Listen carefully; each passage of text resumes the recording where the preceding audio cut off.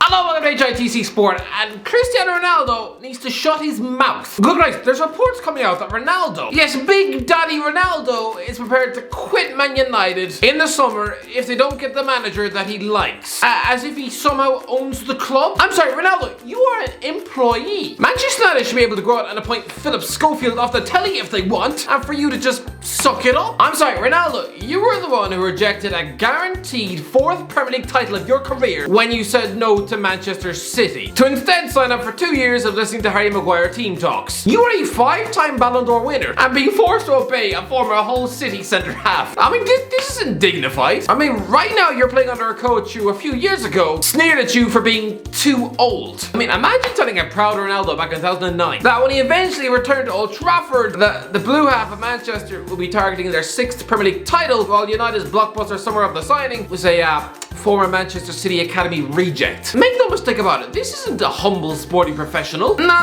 He's got an ego bigger than a kitchen oven. Why do you think he snatched the number 7 shirt off Edison Cavani's back so fast that the poor Uruguayans probably got rope burn on his skin? Honestly, Cavani scored 17 goals last season. He more than earned having his number 7 shirt for another year. Lionel Messi, sure, he's associated with the iconic number 10, but instead of robbing it out of Neymar's kit bag the moment his flight set down in Paris, he instead agreed to swallow his pride and wear the number 30. You know, a PSG shirt number previously worn by Kevin Trapp and George Weah's son. Listen, I know CR7 is a brand, but I'm sorry, I don't care. Number 7 was a brand for David Beckham. And again, throughout his career, he selflessly gave up that number to Raul, Alexander Pato, Jeremy Menez, oh yeah, and Chris Klein. Honestly, this wasn't just some unworthy flop that you're taking a shirt number from. This was Edison Cavani, a world superstar in his own right. A man with nearly 500 career goals in the bank. He's already scored more career goals than Thierry Henry, and he's not even finished yet. I mean, I know Cavani was the one who apparently showed the respect by offering up the number 7 shirt, but Ronaldo, if you actually showed some morsel of humility instead of possessing over a number for the sake of your vanity, then you would have politely declined and knuckled down and just wore the goddamn number 24. I mean, what's the problem? Good Christ. It's not as if you're being asked to wear a school bag filled with cinder blocks every goddamn match. You're not being asked to wear the clothes that a granny died in. It's not like you're being told to wear a jumper coated in baby sick. Right, but Ralf Rangnick is a world champion,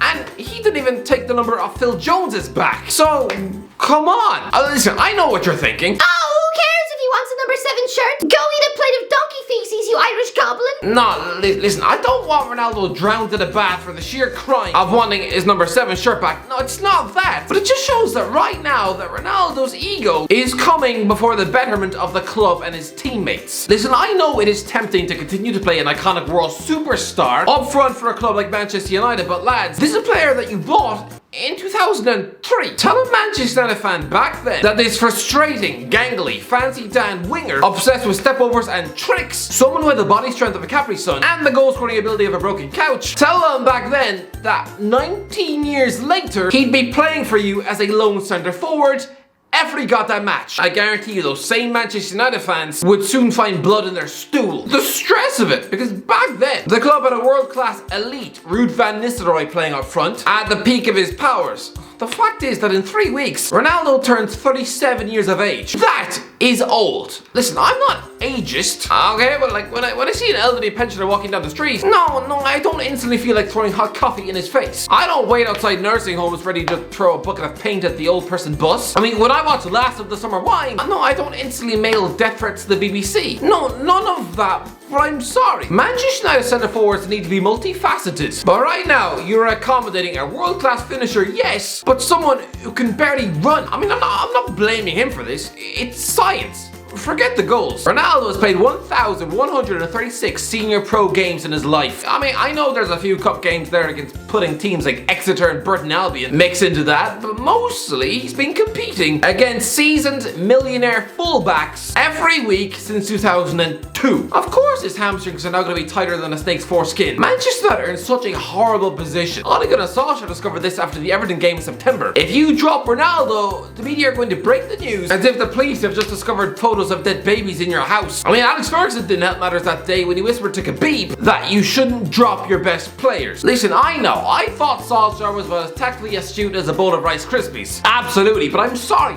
he should be able to drop a nearly 40-year-old man whenever he pleases. Manchester United are a club so paralysed by fear to even substitute the man. He's completed 90 minutes 16 times this season. Ralf Rangnick is a man who, from afar, when at RB Leipzig, then he could scoff about how Ronaldo is too old to suit his system. But now, the man is so desperate to pass a 6-month audition for the job that he's refusing to even take him off the pitch. Sure, he missed the FA Cup tie with Aston Villa, but that wasn't some bold post-Wolves reaction from Rangnick, some statement of intent.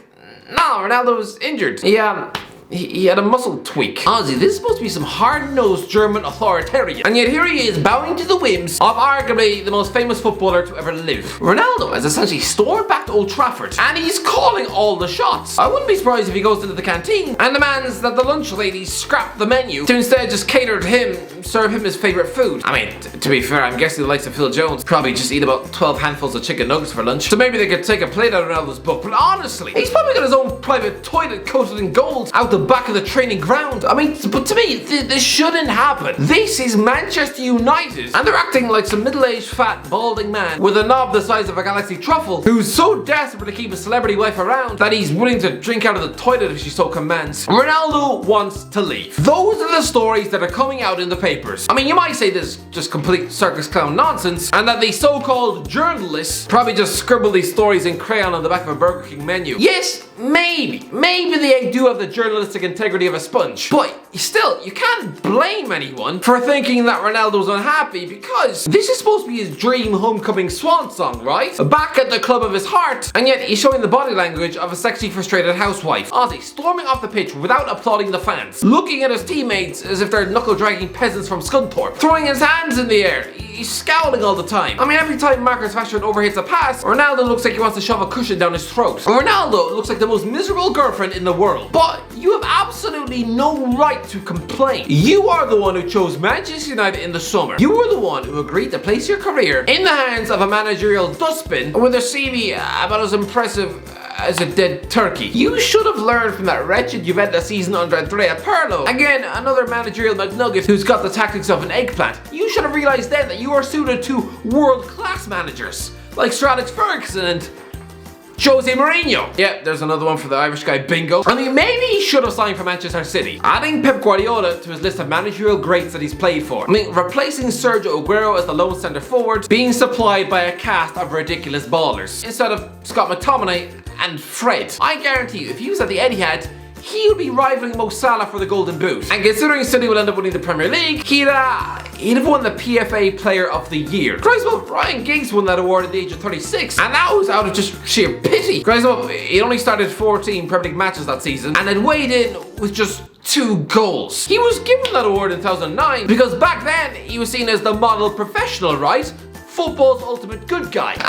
This is before I even realised he was just the Welsh Tiger Woods. But Ronaldo, you were joining a cardboard circus clown show in the summer. It was a team which had bottled the Europa League final, a place where after 10 years at the club, David Gea still wasn't sure whether he was first choice goalie or not. You rejected Manchester City for this, so stop stamping your feet like a petulant child. There's been a move to PSG mooted in the summer, but I'm sorry, that club surely wouldn't agree to pay monster wages for someone who'll turn 38 in his debut season at the club. Surely not. They'll be more interested in replacing Kylian Mbappe with a young, hungry, up-and-coming striker like Dusan Vlahovic. Honestly, Ronaldo, if he expects to have European super clubs bending over backwards to offer him stupid contracts in the summer, then no, he's going to be very disappointed. If I was Manchester United fan, I would want Ronaldo being phased out of the team now. I mean, do you honestly think Sir Alex Ferguson would have agreed to keep picking a nearly 40-year-old striker based on the strength of his name? You have got a young Mason Greenwood waiting in the aisles, and you're stifling his growth. This is the equivalent of Fergie if he chose to just stick a teenage Wayne Rooney on the wing to keep picking an elderly Teddy Sheringham. Greenwood is 20 years of age. He is the modern day Rooney. He's already got 34 goals for the club, and do you know how many times he's actually started as a Manchester United centre forward in the Premier League? 12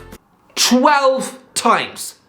That's it. 12 times. This boy is the future of Manchester United. The club need to build a team around him. Chuck this 4-2-2-2 nonsense in the fattest dustbin you can find. Go back to a traditional 4-3-3. Get wingers like Jadon Sancho or Marcus Rashford firing the ball into the box for Greenwood to snaffle up. Because right now, Greenwood is just playing on the wing and cutting in and trying a potluck from 25 yards. it's not enough. Ozzy, Ronaldo still has the goals left in him, yes, but to me, he is the Aubameyang of Manchester United. Sure, he's still the model professional, yes, but he's just an old man slowing down the progress of the youth. Greenwood is the future, so if Ronaldo wants to go, let him. Anyway, that's it. What do you think? Alright, what do you think about Ronaldo? Should he stay? Should he go? Let me know in the comment section below. If you enjoyed the video, don't forget to subscribe as always. I'll talk to you in a while.